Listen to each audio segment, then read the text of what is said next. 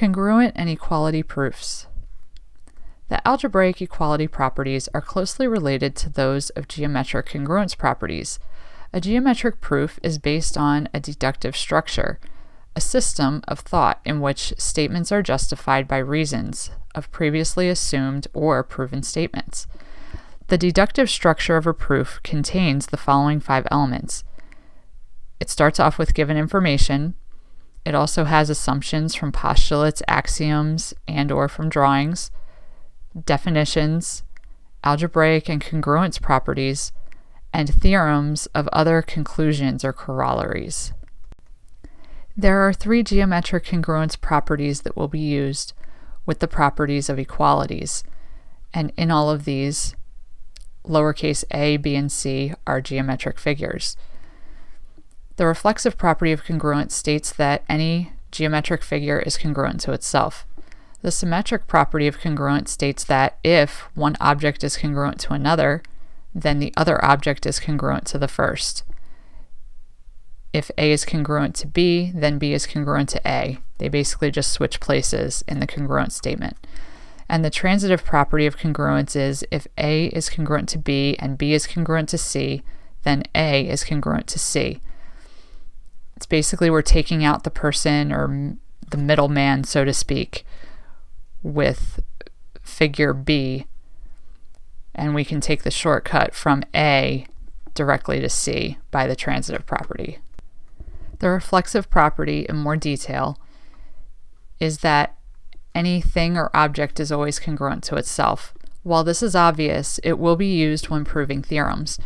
For instance, when a line segment is shared by 2 different larger line segments, the reflexive property is a step in proving the 2 larger segments are congruent.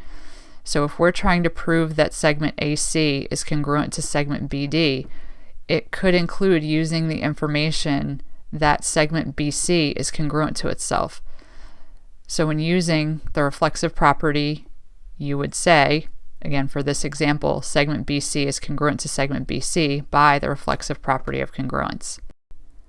The symmetric property of congruence states that if one thing is congruent to another, then the second thing is also congruent to the first. While this is obvious, it will be used in proving theorems. For instance, if segment AB is congruent to segment BC, the symmetric property of congruence allows us to state the reverse is congruent, that segment BC is congruent to segment AB as well. This is most helpful when you want to reorganize the order of congruent objects to fulfill requirements of other congruence properties or statements. For example, the next one.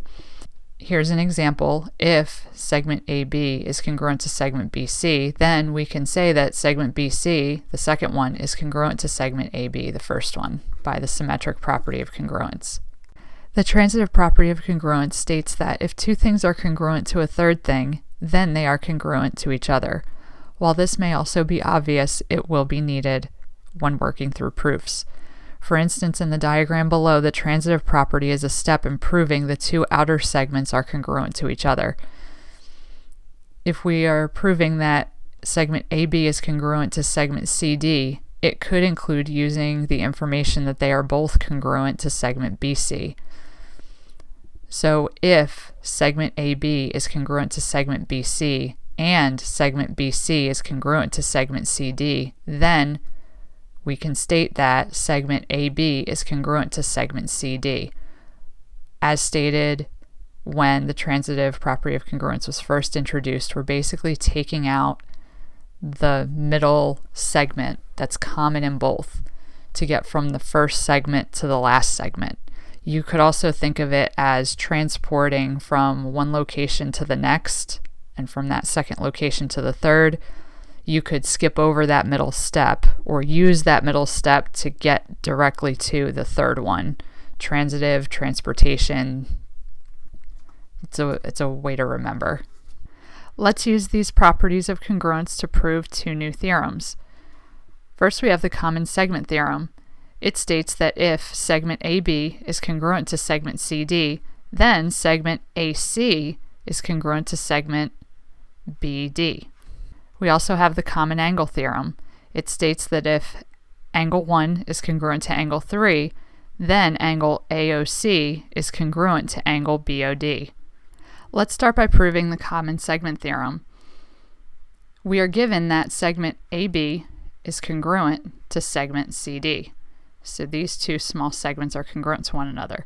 And we need to prove that segment AC, this whole thing here, is congruent to segment BD, this whole thing that shows here. So we're going to start off with our given statement. Segment AB is congruent to segment CD. And now we can see in step 2 we have that segment BC is congruent to itself. That's the reflexive property of congruence. You can say that any segment, angle, etc. is congruent to itself. And now if we look at steps 1 and 2 and then look at step 3, we see that, well, we have congruent segments to the segments being, to their lengths being equal to one another. So that's the definition of congruent segments. Then from AB being equal to CD, we added BC to both sides. So that's the addition property of equality. And now we know that BD is equal to BC plus CD by the segment addition postulate. We also know that AC is equal to AB plus BC by the segment addition postulate.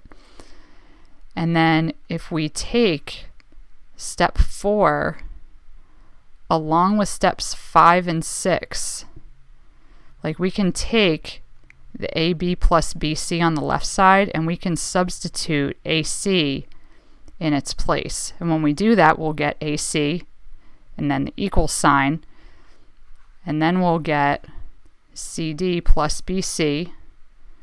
We can see that that's equal to BD, so we can substitute BD in for CD plus BC on this side of the equation. So that's how we get AC is equal to BD by the substitution property of equality. And then from AC being equal to BD to the two segments being congruent, segment AC is congruent to segment BD, that's by the definition of congruent segments. Next, let's prove the common angle theorem. The theorem is if angle 1 is congruent to angle 3, then angle AOC is congruent to angle BOD. We are given that angle 1 is congruent to angle 3. That's our first statement. Our second statement says that angle 2 is congruent to itself. Well, that's the reflexive property of congruence. Anything is congruent to itself. You can also think of reflexive as a reflection in the mirror, because when you look in a mirror, you see yourself. So angle 2 is looking in a mirror and it's congruent to itself. Now, if we look at steps 1 and 2 and step 3, we see that we have the measure of angle 1 equals the measure of angle 3 and measure of angle 2 equals the measure of angle 2. That's true because any congruent angles have measures that are equal. So if angle 1 is congruent to angle 3, the measure of angle 1 is equal to the measure of angle 3.